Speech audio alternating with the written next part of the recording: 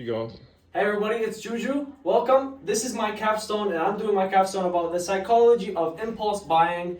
And we have three main things to talk about in this capstone. First thing we're going to talk about is problem. The problem is that people are becoming in debt. Over actually 50% of households carry some sort of debt, and 90% of Americans impulse buy on a day-to-day without even consciously noticing it.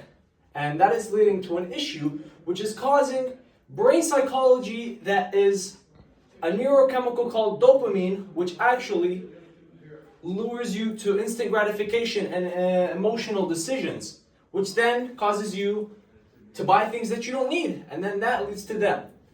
Another big problem from this is social media marketing. When you're looking online, you're scrolling through, and you see an influencer that you trust. Perhaps he's selling some headphones, right? You don't need the headphones, but you trust this guy and you're like, hey, might as well buy them.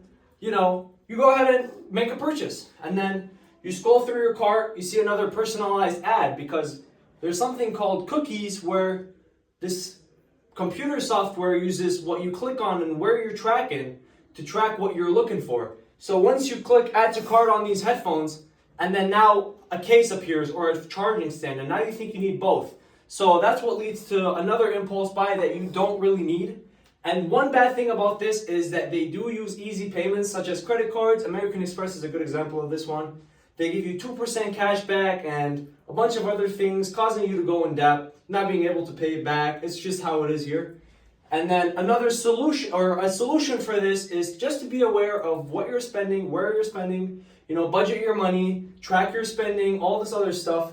Make sure you have a limit for your credit cards and all that stuff. You don't really want to go out and buy a car for $30,000, for example, and that's all you have, and you just want to get the leather seats, or for example, you want to get the bigger engine model, and you can't really afford that, but you will do it to go in depth, and you have to think about, is it worth the sacrifice, or could I just stay with what I need, right? Because there's wants and there's needs. You need a car to get to work, but you don't need a great luxury vehicle to get to work. You can do it with the Honda Civic, And yeah, limit your exposure on social media. You don't need to be scrolling 5 hours a day, looking for something to buy, looking for the next hot purchase or hot, kitchen item. Hey, look, this slicer only takes 5 minutes. Some things will cause you to be impulsively buying things that you do not need, which will lead you to debt.